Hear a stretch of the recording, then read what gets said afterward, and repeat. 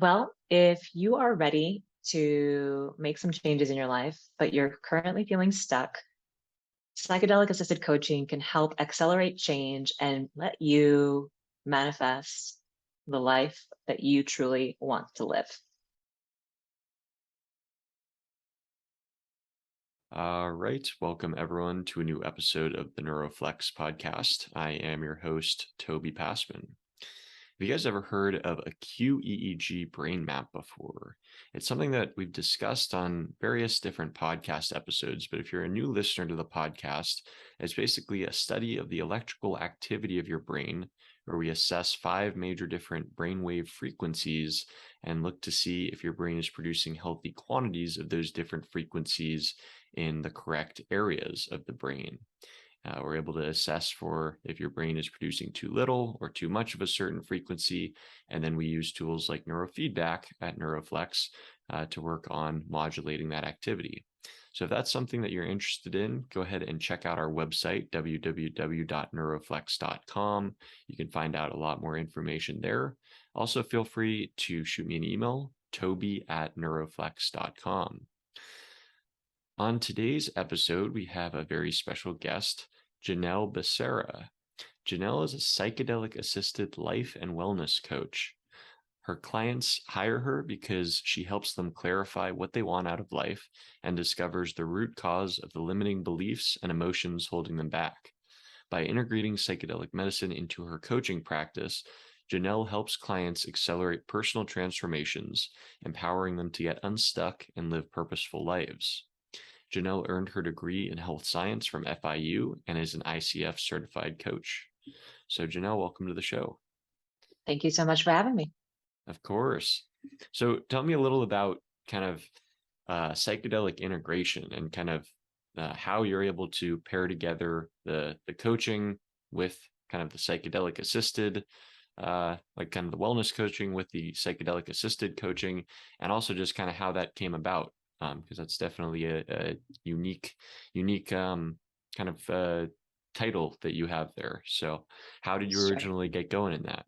Sure. Okay. So I'm trained as a core energy coach, and as a core energy coach, we basically understand people's path, whether it's dealing with professional, relational, spiritual, any segment of life, and understand them as a holistic view, interrelated to each other. But more importantly, we analyze the energetic state that people are in within each segment, and understand that in order to help them move along in each segment, we have to help them move from one energetic state to the next.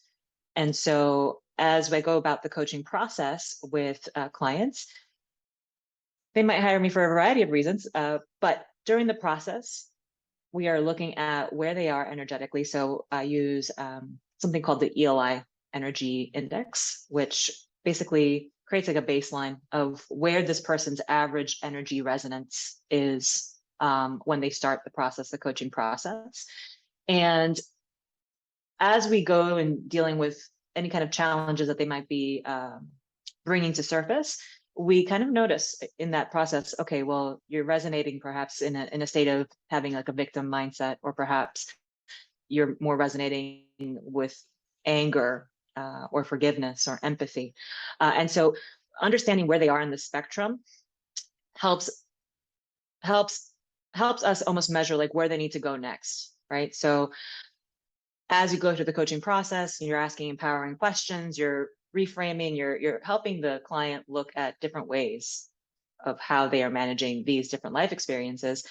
But during the process, you typically, with some clients who are, especially if they're experiencing either acute anxiety or acute stress versus chronic stress, you'll notice that there's like a reoccurring pattern that keeps on coming up over and over and over again. And this is kind of where they become stuck.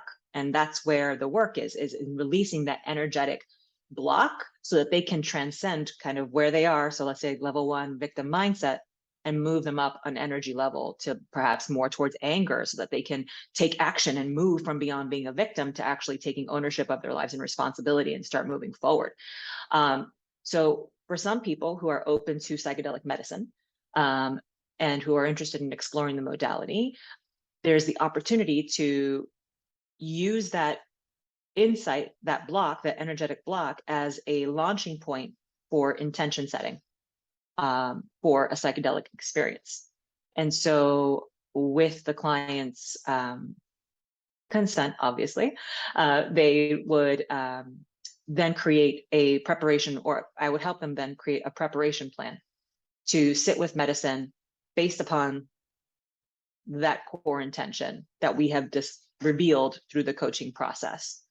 And when they sit with the medicine, that then opens up the whole preparation process and integration process, where we sit with medicine, they sit with the intention that's going to help them unblock that specific situation, and then create an integration plan after the psychedelic experience, so that they can start integrating, reflect, and then integrate into daily behaviors the methods necessary to help them become unstuck, so that we can then continue on the coaching process. So psychedelics are almost, at this point, used as an accelerator of change. Okay, and then how does, from your perspective, like how do psychedelics sort of shift the energetics of the body or brain? And I guess along with that, do different psychedelics have different kind of energetic flows themselves, and are some more suited towards certain people based on their energy in your experience? So I wouldn't say that the psychedelic is I'm sure that the psychedelic is shifting some energy, but it's not so much the psychedelic that does the work. It's the human, it's the person. You are the medicine, right? The psychedelic just illuminates what is it that you need to address, so that you can take action in your real life to help transform your reality. So I wouldn't say that it's the medicine per se that is causing an energetic shift in day-to-day life, but it is the spotlight that's needed to help illuminate the path. When it comes to the type of psychedelic, the way that I've been working with clients is that I have two avenues that I kind of follow at this point. I work with Dr. Michelle Weiner. She's the leading ketamine physician in South Florida. So I do have a lot of mental health clients that come my way. And then I also have, word of mouth referrals that come, and they're coming from a different place. Some people are coming from more like life optimization, and they just want peak performance, and they want to just generally improve, but they're not necessarily mental health clients. So it really just depends on a personalized approach, right? There are some people who use ketamine and who feel like they get everything they need out of that medicine. They are able to understand what's happening in the subconscious mind and get some insights from those experiences. And the healing process can begin shortly after that medication's been ingested. However, there are some times that I've come across some clients who sit with ketamine, but they don't get what they need out of it. Like, they understand like what's happened, they understand the insights, but they have failed to connect emotionally to the experience. And so there hasn't been like a somatic release associated with the experience. And in those instances, I might refer them to other types of modalities, including ayahuasca or psilocybin, which tend to really help connect people with their emotions in a very visceral way, allowing them to almost purge the experience from their bodies. So it really just depends on the person, and taking a very structured approach to how we incorporate medicine, not trying to throw everything at them all at once, but to test out with minimum viable doses, what can be accomplished? How are we tracking? Are we meeting our goal? And if not, then what other modalities can we explore? Awesome. And how about can you give us like an example in terms of, say, a client comes in, there's a specific sort of energetic blockage that they have, and maybe some limiting beliefs that go along with that. They have an intention set, and then they, use this medicine. They sit with the medicine, and then you're helping integrate. What's sort of an example of something that someone, might realize, or any lessons that they're going to kind of experience kind of along the journey? Sure. Would you like me to give you an example of a specific type of medicine, or just in general? Just Like, in general, if there's a good story that just illustrates how, whatever sort of medicine can sort of facilitate. You mentioned earlier, like being an accelerator of change. So I'm sure. just curious to hear about that. Sure. So I had a client who was presenting with depression, and young girl, and basically she had made a lot of drastic decisions to kind of pause her life.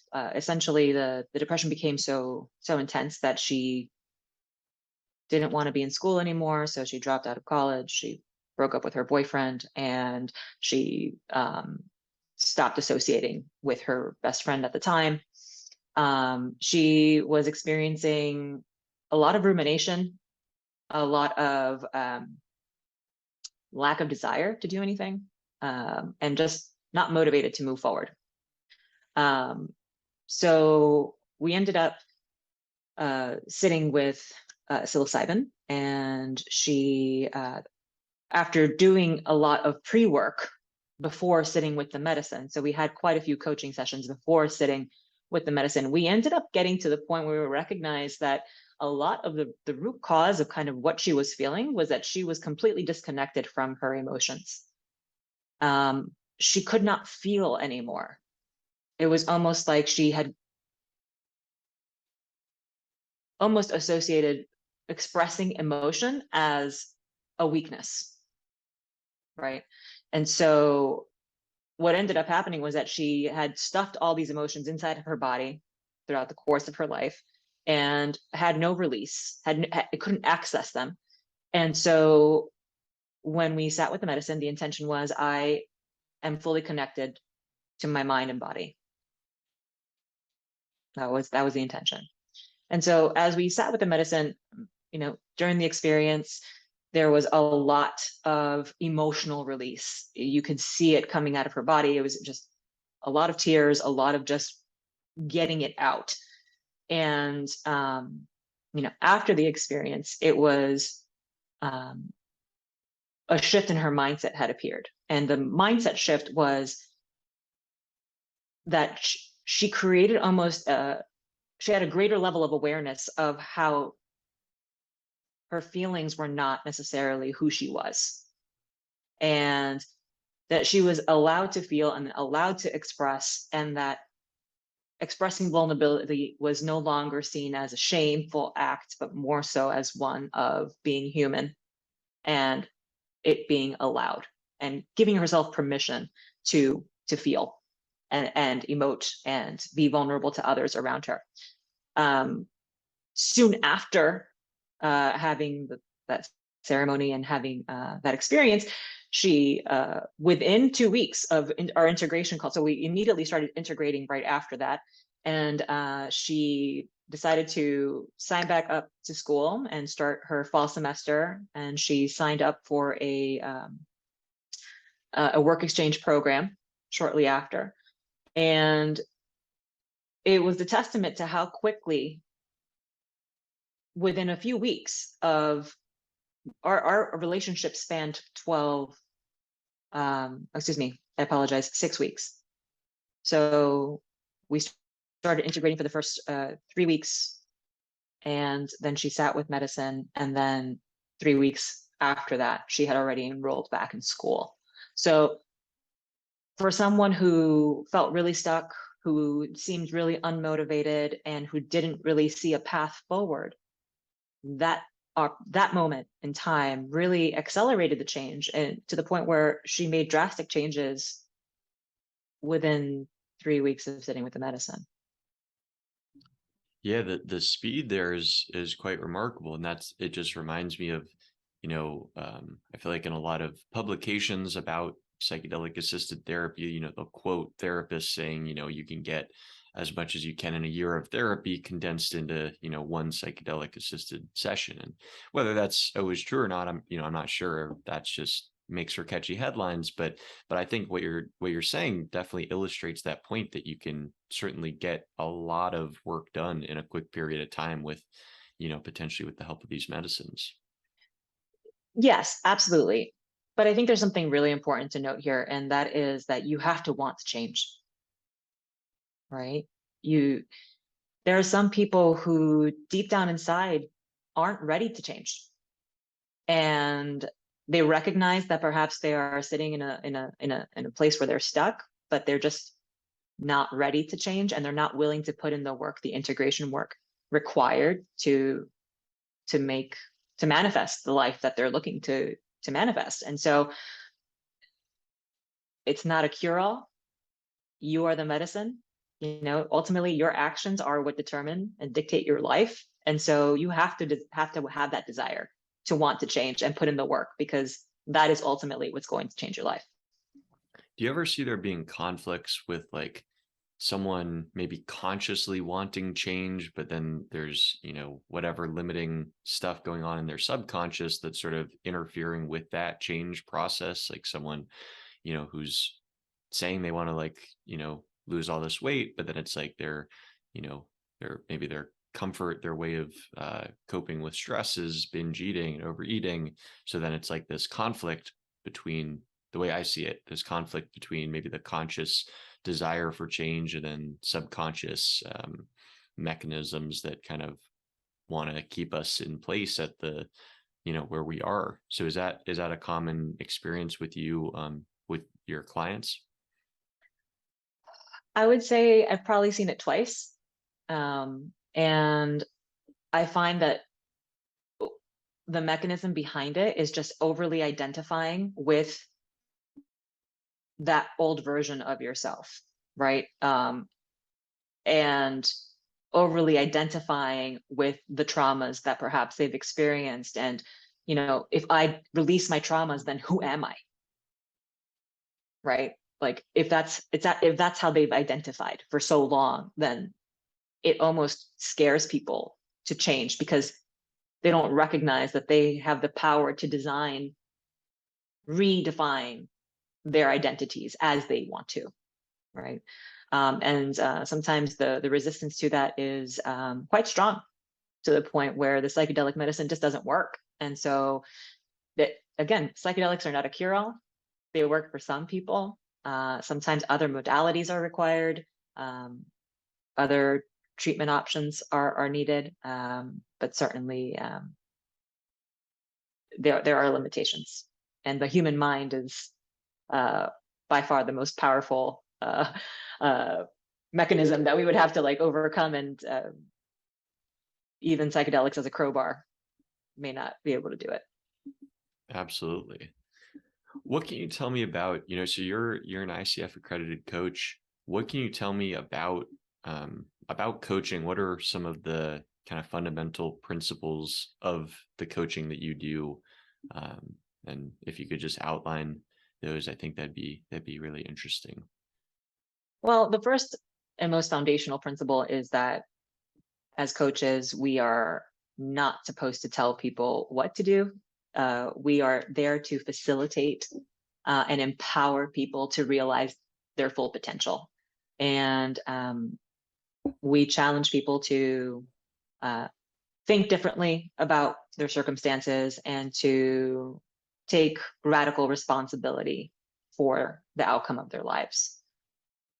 In addition to that, we, at least as a core energy coach, foundationally, we believe change is part of in order to create change, we have to address the limiting beliefs, assumptions, and our energetic blocks in order to actually move forward. So, certainly when I jump into coaching calls with some people, especially high performers, they are ready to create the action plan. Like, tell me, like, I am ready to hit the ground running. But the reality is that sustainable change is not created unless you you make the emotional connection as to why that change is important. So there's that. Ethics are a very strong component of the work that we do. Having integrity and confidentiality, ensuring that the clients are privacy is obviously very important, and that we are seen as allies in this partnership. And that is really what the coaching relationship looks like, is that we are essentially working together to create an alliance where the client is the one who steers the ship, and we are there to support. Don't know that you actually want to get into like tooling and frameworks or anything like that, but foundationally, that's kind of what the overall premise of the coaching program that I've actually gone through, what that kind of looks like. Okay. And then in terms of, I guess, working with clients, what are some of the main, or I mean, if you can even say if there are common themes that people get stuck on, or you just find, that you repeatedly have to sort of work through the same issues with people, or is it people who is coming for something different? That's a great question. The majority of my clients are women, but I do have some men. And the one thing that I'm seeing a lot is generalized anxiety. And that can come from my mental health avenue, or it can come from just word of mouth. But people who are experiencing a lot of anxiety, that seems to be the overarching theme. With women, I'm seeing a lot of issues with self-esteem, self-worth, self-love. There's a lot there that seems to be, I guess, culturally ingrained. I don't know if it's locations like local, locality specific. In Miami, we have a very different type of culture here, and women to some degree are objectified a lot. And so seeing a lot of that here. With the men, it seems to be more of a disconnection between their minds and their feelings. And they always want to analyze everything, right? Like it's like intellectualize life, intellectualize everything. But there's this other component that is, you have to feel too, and you have to become in tune with the sensations in your body as you're experiencing them, because it's giving you information. You can have all of the plans to take over the world and have booming business and dominate, like, this is what I want to do, but if you're not leaning into what your body's telling you, you're missing information, and the progress that you're making might be stunted. This may not be a sustainable way to live your life in a way that would support you thriving. And so that seems to be kind of the mishmash that I'm dealing with at this point in time, what I'm saying. And do you have any theories about, well, you mentioned potentially like culturally or societally imposed beliefs or values, in terms of like how much of this stuff is, instilled by people's parents, or just things that they've sort of taken, that are acquired maybe throughout their childhood before they sort of had a fully developed brain to, properly analyze situations in life, or just the chaos of normal or modern life, and things that they're going through now, and people being under too much stress. Like, do you see it as a combination of those factors, or is it oftentimes like something, from the past, or is it more, you know, potentially to do with the way people are living their lives in the present? So I'm seeing both. You know, again, it depends if someone's dealing with like acute anxiety or like chronic anxiety. It almost seems like the chronic anxiety folks are dealing with past traumas or past issues that perhaps haven't been fully unlocked. Um, Whereas the acute might be dealing with situational um, things that are happening in their day to day.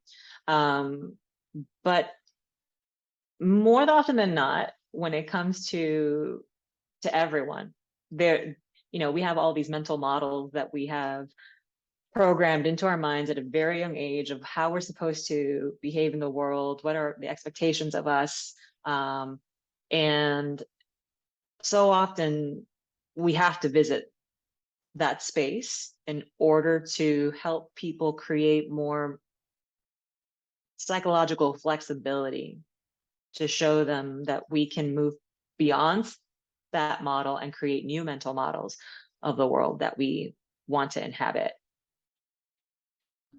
Right. And that seems like psychedelics would be a perfect tool there, in kind of promoting neuroplasticity, helping the brain to or mind to kind of see other options and different avenues to go down, rather than whatever path someone's brain is really carved out. Being able to kind of step back and decide to choose a different path seems like something psychedelics would be really beneficial for. Absolutely. Absolutely. There's that critical window that you try to capitalize on. And, it, you know, part of the integration process is really making intentional use of that window. It's almost like a part of the pre-planning process, to say, okay, well, what behaviors do you currently have in place that are going to help support this intention, or what behaviors do we need to design in order for you to support the intention of the experience. And tell me a little more about this critical window that you mentioned.